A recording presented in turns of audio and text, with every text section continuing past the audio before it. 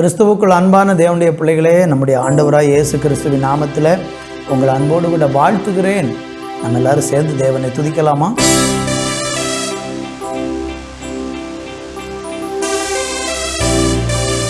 நல்ல உற்சாகமா அழைத்த தேவனை துதித்து ஸ்தோத்திரம் பண்ணி அவர் ஆராதிக்க போகிறோம்.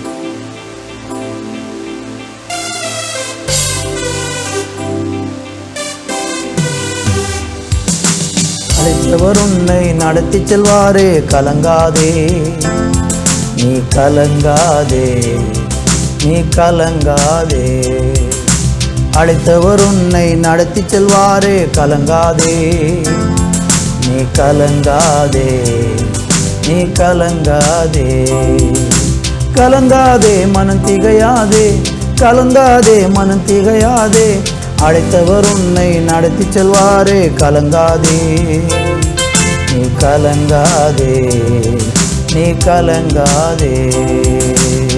செங்கடலும் உன்னை கண்டு கலகம்தான் செய்தாலும், செங்கடலும் உன்னை கண்டு அலை புரண்டு வந்தாலும், யோர்தானும் உம்மை கண்டு கரை புரண்டு வந்தாலும், யோர்தானும் உன்னை கண்டு கரை புரண்டு வந்தாலும், கலங்காதே மனம் திகையாதே, கலங்காதே மனம் திகையாதே. அழைத்தவர் உன்னை நடத்தி செல்வாரே, கலங்காதே நீ, கலங்காதே நீ, கலங்காதே. அழைத்தவர் உன்னை நடத்தி செல்வாரே, கலங்காதே நீ, கலங்காதே நீ, கலங்காதே.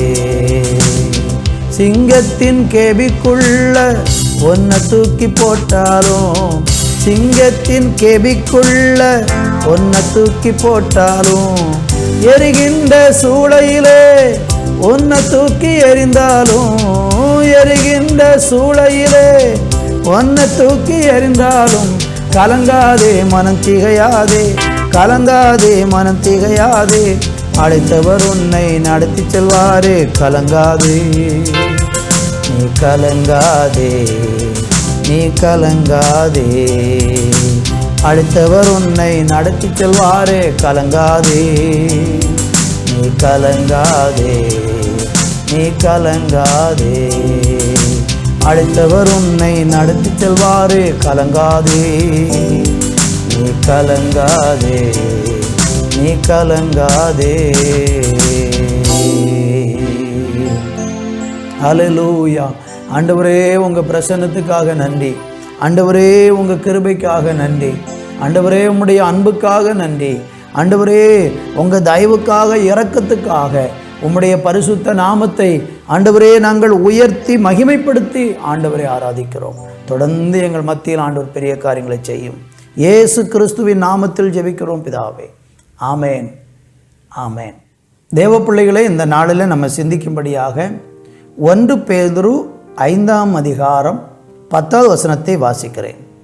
கிறிஸ்து இயேசுவுக்குள் நம்மை தமது நித்திய மகிமைக்கு அழைத்தவராயிருக்கிற சகல கிருபையும் பொருந்திய தேவன் தாமே கொஞ்ச காலம் பாடு அனுபவிக்கிற உங்களை சீர்படுத்தி ஸ்திரப்படுத்தி பலப்படுத்தி நிலைநிறுத்துவாராக. அருமையான கர்த்தருடைய பிள்ளைகளே, வேத புஸ்தகத்திலே நம்ம பார்க்கும்போது ஆண்டவராகிய தேவன் ஒவ்வொரு மனிதனையும் ஒரு நோக்கத்திற்காக படைத்திருக்கிறார் என்பதை நாம் தெளிவாக பார்க்க முடிகிறது. எல்லா மனுஷனையும் ஆண்டவர் உண்டாக்குனதற்கு ஒரு நோக்கம் உண்டு. அதில் பார்த்திங்கன்னா தேவனுடைய அந்த மனுஷனை உண்டாக்குனதனுடைய நோக்கத்தை குறித்து பார்க்கும்போது பொதுவான ஒரு நோக்கம் இருக்கிறது. அந்த பொதுவான நோக்கம் என்னவென்றால், ஒவ்வொரு மனுஷனும் தன்னை உண்டாக்கின தேவனை ஆராதித்து சேவித்து அவர் காண்பிக்கிற வழியில் நடக்க வேண்டும் என்பது தேவனுடைய விருப்பமாக இருக்கிறது. இதுக்காகத்தான் மனுஷன் ஆண்டவர் உண்டாக்கியிருக்கிறார். அவர் காண்பிக்கிற வழியில் ஒவ்வொரு மனிதனும் இந்த பூமியில் நடந்து அவருடைய பாதையை பின்பற்றி அவரை சந்தோஷப்படுத்தணும். இது தேவனுடைய ஒரு பொதுவான நோக்கமாக இருக்கிறது. எல்லா மனுஷனையும் குறித்து இது தேவனுடைய விருப்பமாக இருக்கிறது. கர்த்தருக்கு மகிமை.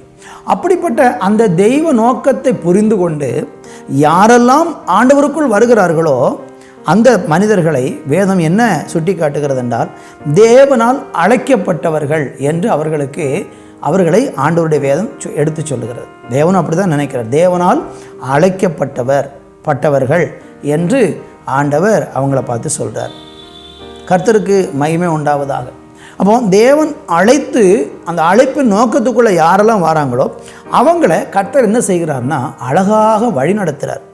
தேவனால் அழைக்கப்பட்ட ஒரு மனுஷனை கர்த்தர் எப்படியெல்லாம் நடத்துகிறாராம் பாருங்கள். கிறிஸ்து இயேசுவுக்குள் நம்மை தமது நித்திய மகிமைக்கு அழைத்திருக்கிற சகல கிருபையும் பொருந்தின தேவன் தாமே கொஞ்ச காலம் பாட அனுபவிக்கிற உங்களை சீர்படுத்தி ஸ்திரப்படுத்தி பலப்படுத்தி நிலைநிறுத்துவார் என்று சொல்லப்பட்டிருக்கு. அப்படி தேவனால் யாரெல்லாம் அழைக்கப்பட்டிருக்கிறாங்களோ அவங்க வாழ்க்கையில் பாடுகளும் கஷ்டங்களும் துன்பங்களும் வேதனைகளும் எல்லாம் வருதுன்னா அவங்க ஒரு நாளும் கலங்க வேண்டியதில்லை.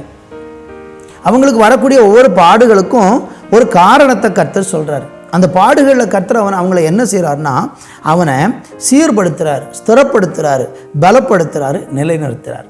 ஆனால் நமக்கு பாடு வரும்போது நம்ம உள்ளத்தில் நமக்கு என்ன தோணுகிறதுனா, இதோடு என் வாழ்க்கை முடிஞ்சு போயிட்டு, நான் ஆண்டவருடைய பிள்ளையாக இருந்தும் எனக்கு இத்தனை கஷ்டம், இவ்வளோ வியாதி, இவ்வளோ வேதனை, இவ்வளவு துன்பம், எனக்கு தாங்க முடியாத நிந்தனை, அவமானம், இப்படியெல்லாம் சொல்லி நம்ம ரொம்ப சோர்ந்து போயிடுறோம். ஆனால் கர்த்தர் என்ன செய்கிறாருன்னா அந்த பாடுகளில் நம்மளை என்ன செய்கிறார் பாருங்களேன், சீர்படுத்துகிறாரு, ஸ்திரப்படுத்துகிறாரு, பலப்படுத்துகிறாரு, நிலைநிறுத்துகிறார்.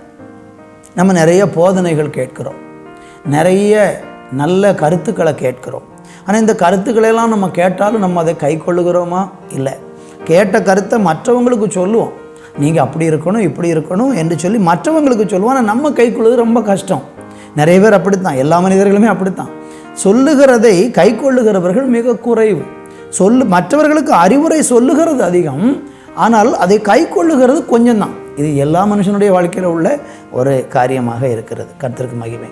ஆனால் நம்மளை அவருடைய வழியில் நடந்து அவருடைய பாதையை நம்ம கை கொள்ள வைக்கிறது என்ன அப்படின்னு கேட்டிங்கன்னா, போதனை அல்ல, ஆண்டவருடைய அந்த பாதை, அந்த நெருக்கமான பாதை, அந்த கஷ்டமான பாதையில் போகும்போது நம்ம மனம் திரும்பிடுவோம். நம்ம தவறுகளை விட்டு விலகி கடவுளுக்கு பயப்படுகிறவர்களாய் மாறி நம்ம நித்திய மகிமைக்காக நம்மளை அழைச்சிருக்கிறார் பாருங்கள், அந்த அழைப்புக்கு பாத்திரவான்களாக மாறும். அப்போ தேவன் நம்மளை அழைச்சிருக்கிற எதுக்காகனா நித்திய மகிமைக்கு அழைச்சிருக்கிறார். சும்மா பூமியில் ஏதோ ஒரு சில காரியங்களை செய்கிறதுக்கு இல்லை, நித்திய காலமாக தேவனோடு கூட வாழ்வதற்காக தேவனால் நம்ம அழைக்கப்பட்டிருக்கிறோம். அப்போ அப்படிப்பட்ட அழைப்பை பெற்ற நீங்களும் நானும் பாடுகளும் துன்பம் வருகிறது என்று சோர்ந்து போகாமல் தேவனுக்குள் நம்பிக்கையோடு காத்திருந்தால் நிச்சயமாக நம்முடைய வாழ்க்கை ஆசீர்வாதமாக இருக்கும். கர்த்தர் உங்களை ஆசீர்வதிப்பார். நாம் ஜெபம் பண்ணுவோம். நல்ல பிதாவே, இந்த நாளில் நீர் எங்களோடு பேசின நம்முடைய நல்ல வார்த்தைகளுக்காய் நன்றி. அப்பா, எந்த ஒரு பாடுகளிலையும் நெருக்கங்களிலையும் ஆண்டவரே நீங்கள் எங்களுக்கு கூட இருந்து எங்களை சீர்படுத்தி ஸ்திரப்படுத்தி பலப்படுத்தி நடத்துகிற நல்ல கிருபைக்காக நன்றி. இயேசுவின் நாமத்தில் பிதாவே, ஆமேன், ஆமேன்.